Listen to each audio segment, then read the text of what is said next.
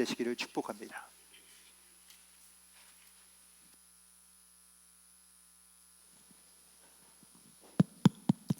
네, 할렐루야. 할렐루야. 네, 하나님의 은총이 여러분들과 함께 하시기를 주님의 이름으로 축원합니다. 우리 감리교를 창설하신 분이 누구신지 아시죠? 예, 이 웨슬레 목사님인데 아주 대단한 분이에요. 영국이 타락해가지고 자기 부모를 몰라봤어요. 다 이혼을 해가지고 자식들이 우리 부모가 날 낳아준 줄 어떻게 아냐. 그래서 불신하는 그런 사회였는데 이 웨슬레 목사님이 부흥운동을 일으키면서 그 참여하는 사람들이 다 회개해가지고 술집 섹시들이 다 전도사가 되고 깡패들이 다 신학교 목사가 되고 이래서 영국이 망할 수밖에 없었는데 웨슬레 목사님 때문에 영국이 살아나가지고 세계를 지배하는, 그리고 태양이 지지 않는 나라, 전 세계를 다 영국이 다스리고 미국도 영국의 한 주였습니다. 근데 1776년도에 미국도 이제 해방이 된 거지, 독립이 된 거지. 그 전까지는 미국도 영국의 다 속국이었습니다. 한 주였었어요. 근데 그 웨슬레 목사님이 유명한 얘기를 했는데 교인들을 세 종류를 얘기했어요. 세 종류. 첫째는 자연인이 있다 그랬어요. 교회를 오래 다녀도 성령 못 받는 사람은 자연인이야. 천당도 모르고 지옥도 모르고 댕기긴 댕겨도 그걸 갈지도 안 갈지도 모르고 사는 사람들, 이런 사람들은 자연인이다 그렇게 얘기를 했어요. 그리고 성령은 받았는데도 자기 위해 사는 사람이 있어요. 이런 사람은 육에 속한 사람이다. 예. 이 자연인과 육에 속한 사람은 절대로 하나님을 기쁘게 못하는 거예요. 그리고 성령 받아가지고 성령의 지시한 대로 살아가지고 자기를 위해 사는 게 아니라 예수님만 위해 사는 사람, 하늘나라만 위해 사는 사람, 이런 사람은 영적인 사람인데 100명 중에서 한두 사람 있을까 말까. 근데 그 사람만 하나님을 기쁘시게 할 수 있다 그렇게 얘기를 했어요. 자, 이 세 종류에 우리 다 들어갈 텐데 나는 과연 어떤 사람인가. 오늘 본문에서 그 곡식을 저장하는 초막절은 바로 추수감사절입니다. 이제 추수감사절, 그러니까 농사를 다 지어가지고 그 알곡을 창고에 드리고 감사해서 드리는 제사 드리는 게 바로 초막절이고 장막절이고 수장절이라고 그렇게 얘기를 해요. 그래서 그 알곡은 창고에 들어가지만 쭉쭉이 불태는 것처럼 하늘나라는 아무나 가는 게 아니라 알곡신자만 간다 그런 얘기예요. 그러니까 여기 앉은 사람 가운데도 유감스럽지만 천당 못 갈 사람이 있을지도 몰라요. 예, 하나님은 외모를 안 보시고 중심을 보시고 우리 생각도 아시는 분이에요. 믿습니다. 그렇다고 하나님이 쏘는 분이 아니에요. 그래서 하나님은 우리 중심을 보시기 때문에 내 속에 정말 예수가 있는가 없는가. 고린도후서 13장 5절에 보면 너희 속에 예수가 계신가 안 계신가 자신을 시험하고 확증하라. 만일 너희 속에 예수가 안 계시면 너희는 버리운 자다 그렇게 얘기했습니다. 그 얼마나 무서운 얘기야 이게 말이죠. 그러니까 교회 아무리 열심히 다녔어도 예수님을 안 모시고 사는 사람은 불신자라 이거예요. 불신자. 밥을 담아야 밥그릇이지, 국을 담아야 국그릇이지, 밥이 없는데 어떻게 밥그릇이에요. 이처럼 이 하나님의 아들을 모시고 사는 사람이래야 하나님의 아들 딸로 봐준다 그런 얘기예요. 요한복음 1장 12절에 영접하는 자를 하나님이 아들 딸 되는 권세를 주신다 그렇게 말씀하셨는데, 그러니까 하나님의 아들을 우리 마음에 모시고 사는 사람이래야 그 하나님의 아들을 보아서 우리 아들 딸로 인정을 해주신다는 얘기입니다. 그렇기 때문에 오늘 그 알곡성도가 되어야 되는데, 알곡성도 성경에 보면 세 종류 사람이 있어요. 자, 성경 좀 쏴줄까요? 요한복음 2장 23절 25절 한번 쏴주세요. 네, 한번 읽어보시죠.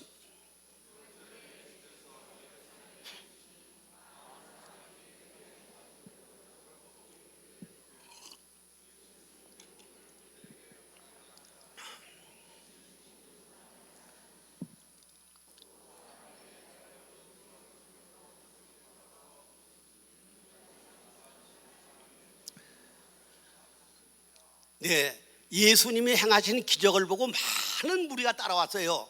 그 얼마나 좋아요. 많은 무리가 따라왔는데, 그런데 예수님은 그 무리에게 조금도 기대를 안 걸었다. 그건 왜 그러냐? 그 사람들의 속을 다 알기 때문이다 그렇게 얘기를 했어요. 자, 저 사람들이 마태복음 27장 22절부터 26절에 보면은 예수를 십자가 못 박아 죽여야 된다고 외친 사람은 저 사람들이에요. 그러니까 저 빌라도 총독은 예수를 놔주려고 그러는데 놔주려고 그래. 그래서 살인 강도를 놓고 예수를 놓고서 둘 중에 누굴 죽이면 좋겠냐. 그런데 이 사람 바라바를 놔주고 예수를 죽이라고 그래가지고 예수님이 십자가 달려 죽으신 거예요. 그런데 예수님이 그걸 다 아신 거예요. 그렇기 때문에 저 사람들이 나를 믿고 많은 무리가 따라왔지만은 그러나 저것들이 언젠가 나를 십자가에 못 박을 거다. 그걸 아셨기 때문에 많은 무리가 따라와서도 기대라는 걸 없다. 그렇게 말씀하셨어요. 자, 한 것도 보겠습니다. 골로새서 1장 1절 2절 한번 보세요.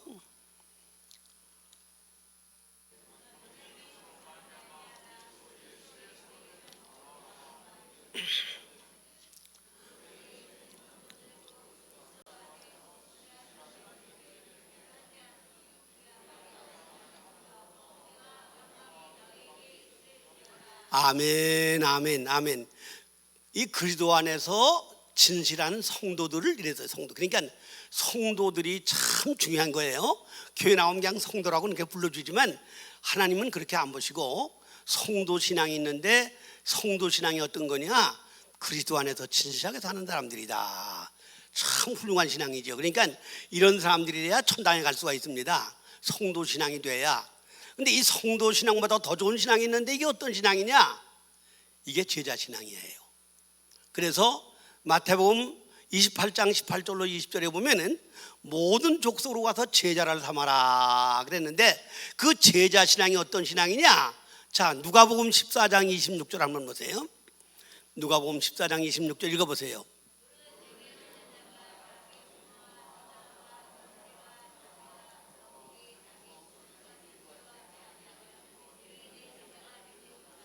아멘. 내게 오는 자가 자기 부모와 자기 처자와 형제와 자매와 자기 목숨까지도 버리지 못하면 내 제자가 못 된다. 제자가 못 된다. 예, 그러니 제자 신앙이 어떤 신앙이에요? 혈연을 초월해야 돼. 부모보다 더 귀한 분이 있습니까? 자식보다 더 사랑할 수 있습니까? 형제 자매보다 더 귀한 게 있습니까? 그런데 그거보다도 예수님을 더 사랑해야 그래야 제자 신앙이 되지. 그처럼 제자 신앙이 못 된다. 마태복음 37장, 10장 37절에도 부모와 자식보다도 나를 더 사랑하지 않으면 내게 합당치 않다. 예수님이 그런 말씀을 했어요. 그러니까 제자 신앙은 아주 굉장히 중요한 신앙이야. 아브라함이 독자 이삭을 바친 것처럼 한나가 아들 낳아서 그 사무엘을 하나님께 바친 것처럼 이렇게 하나님 앞에 가장 귀한 자식도 부모도 드릴 수 있는 이런 신앙, 자기 생명도 바칠 수 있는 신앙이 돼야 제자 신앙이다. 자, 한 번 더 보겠습니다. 누가복음 14장 27절 한번 보세요. 제자 신앙은 어떤 신앙인가?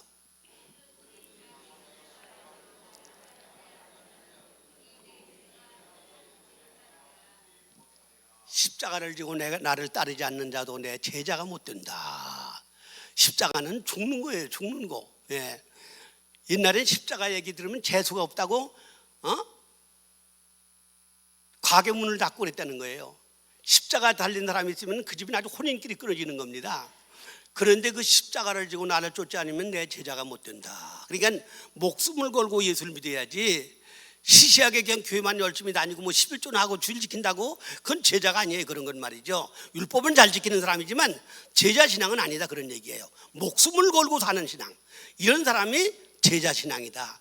제자 신앙이래야 큰일을 하지. 성도 신앙은 자기 혼자는 구원받지만 다른 사람을 구원한다든지 그렇게 큰일을 못하는 거예요. 제자 신앙이래야 교회도 부흥시킬 수 있고 세계를 바꿀 수 있고 가정도 바꾸고 지역도 바꾸고 이렇게 그렇게 영향력 있는 사람이 되려면은 목숨을 걸고 사는 사람. 자, 그 다음에 제자 신앙은 어떤 신앙이냐 한 것 더 보겠습니다. 누가복음 14장 33절 한번 더 보세요.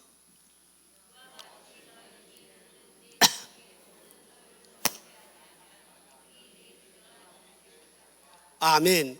제자가 되려면은 자기 소유를 다 버릴 수 있어야 예수님 때문에 버릴 수 있는 신앙. 누가복음 19장 34절에 보면은 예수님이 제자들 보고 저 감람산 벳바위 가서 나귀 새끼하고 나귀가 있는데 끌고 와라 그랬어요. 그러니까 제자들이 그 남의 거 어떻게 끌고 와요? 그러니까 만일 임자가 매라고 그러면은 주님이 쓴다고 그래. 가서 끌고 오는데 임자가 야 이놈들아 남의 거 왜 끌고 와? 그러니까 주께서 쓰신대요. 그러니까 그냥 줬어요. 예, 이렇게 주님을 위해서는 무엇인지 내놓을 수 있는 신앙. 예, 그런 신앙이 좋은 신앙인데 달라고 해서 내놓는 것도 좋지만 그 신앙도 좋은 신앙이죠. 달라고 해도 안 내놓는 사람 많잖아요. 그런데 안 달라고 그러는데도 알아서 바치는 신앙은 더 좋은 신앙이에요. 그게 어디 나오느냐? 사도행전 4장 32절로 35절에 보면은 초대교회가 성령 받은 다음에는 자기 소유를 자기 거라는 사람이 한 사람도 없었다고 32절에 나옵니다. 그런데 34절 35절에 보면은 땅과 밭 있는 사람이 다 팔아서 사도들에게 바쳐가지고 똑같이 나눴으니까 핍절한 사람이 한 사람도 없었다. 이 초대교회는 자기 소유를 다 팔아다 갖다 바쳐가지고 그 교회에서 다 똑같이 나누니까 웃는 사람 있는 사람 없이 잘 살았다는 거예요. 이런 신앙이 제자신앙이에요. 그러니까 자기 모든 소유, 그게 무소유 신앙이에요. 무소유 신앙. 욥기 1장 20절에 보면 아들 딸 10남매가 다 죽고 수천 마리 양이 7천 마리에다가 약대가 3천 마리에다가 소가 500결이에다가 나귀가 500마리인데 그게 다 하루아침에 다 날아갔어요. 그런데도 낙심하고 좌절하는 게 아니라 주신 자도 여호와시요 취하신 자도 여호와인데 하나님께 찬송 돌릴지어다. 그리고 하나님 앞에 예배를 드렸다는 거예요. 이거 얼마나 욥이 신앙이 정말 위대한 신앙이에요. 이게 무소유 신앙인데 그래서 제가 일찍부터 나도 무소유 신앙을 가져야지 그렇게 살아왔어요. 지금 사느라고 살았어요 지금까지. 그런데 그래서 저 군산에서 집 사준 거 바치고 여기서도 지금 은퇴해서 사준 것도 바치고 그랬는데 이렇게 무소유 신앙을 하나님이 귀하게 보신다는 거예요. 무소유 신앙. 예, 이게 제자 신앙이에요. 그래 하나님 예수님께서 마지막 가시면서 모든 족속으로 제자를 삼아라 이 말이 아주 굉장히 중요한 얘기입니다. 그냥 보통 사람들 의중이 딱 불러다 많이 모아놔라 그런 얘기 아니에요. 제자 신앙을 제자를 삼으라는 얘기는 알곡신자를 만들어라 그런 얘기예요. 그럼 그 알곡신자가 어떤 신자냐? 이 알곡신앙은 쭉정이하고 알곡이 차이가 뭡니까? 쭉정이는 빳빳하게 서 있고 알곡은 고개를 숙이는 것처럼 겸손한 신앙이래야 알곡신자가 되는데 이 알곡만 창고에 들어가듯이 알곡신자래야 천국에 들어갈 수 있다. 그런 말씀이에요. 마태복음 18장 4절에 보면 어린애를 갖다 놓으시고 예수님께서 말씀하시기를 천국은 마치 어린이처럼 자기를 낮추는 사람이래야 하늘에서 큰 자가 될 거다. 그렇게 말씀을 하셨고 빌립보서 2장 5절로 8절에는 너희 속에 이 마음을 품어라 곧 예수의 마음인데 그는 근본 하나님의 본체시나 동등됨을 취하지 아니하시고 자기 몸을 비워 죽기까지 순종했다. 마태복음 11장 29절에는 나는 온유하고 겸손하니 내 멍에를 메고 내게 와서 배워라 이렇게 예수님 말씀하셨어요. 이렇게 자기를 낮추고 겸손한 사람이래야 하늘나라에서 알아준다 이제 그런 얘기예요.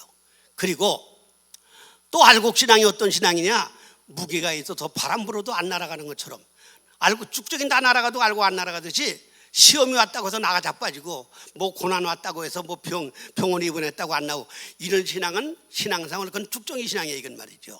아무리 어려워도 이 어려움이 나를 연단하러 오는 거다. 그래서 베드로전서 1장 17절에 수많은 그 시련이 내 신앙을 연단해서 황금같이 만든다고 그렇게 얘기를 했어요. 내가 고난당한 게 유익이라 고난을 통해서 내가 하나님 윤리를 배운다고 시편 119편 71절에 말씀하셨어요. 야고보서 1장 1절로 4절에 보면 시험을 당하는 사람이 복이 있다고 그랬어요. 로마서 8장 28절에는 모든 것이 합력해서 선을 이루는 사람 어떤 사람이냐? 믿음으로 사는 사람. 이 고난을 통해서 내 신앙을 연단시킨다. 시험이라는 통해서 우리가 실력이 향상되는 거다. 학생이 시험을 봐가지고 중학교에서 고등학교 대학 가고 취직하고 그러는데 다 시험 받아가는 것처럼 시험을 통해서 우리 신앙이 좋은 신앙으로 성숙해진다. 그래서 시험을 오는 것을 기쁘게 생각하는 그런 사람이 돼야 이게 알곡신자가 되는 겁니다. 자, 그 다음에 알곡신자는 어떤 신자냐? 알곡신자는 종의 신앙이에요. 종의 신앙. 그래서 누가복음 17장 7절부터 10절까지 한번 쏴줘보세요. 누가복음 17장 7절로 10절. 안 나오면 내가 그냥 얘기하고. 예. 자, 거기 보면은 밖에 나가서 열심히 일하는 종이 있었는데 집에 들어왔어요. 주인이 일하는 걸 보고 또 열심히 주인을 도와서 일하는데, 주인이 야, 너 밖에서 일 많이 해서 수고했는데 저거 푹 쉬어, 내가 할 테니까. 그렇다고 종이 네 그러겠습니다. 그리고 쉬는 놈이 있냐?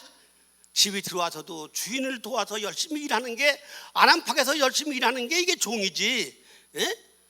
이렇게 남을 섬기기를 좋아하는 종의 신앙이 돼야 이게 알곡신자다, 그렇게 얘기를 했어요. 그래서 고린도전서, 이제 나왔네. 네. 고린도전서 9장 19절에 보면은 바울이 이렇게 얘기를 했어요. 내가 모든 사람의 종이 된 것은, 그 사람은 종이 아니에요. 날 때부터 로마 시민권 가진 사람이 대단한 사람이에요.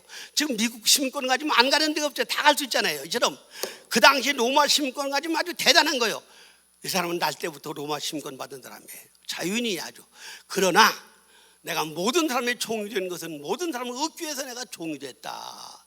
이렇게 섬기기를 좋아하는 사람, 남을 섬기기를 좋아하는 종의 신앙을 가지고 사는 사람, 이런 사람은 하늘나라에서 알아준다고 이렇게 이야기를 했습니다.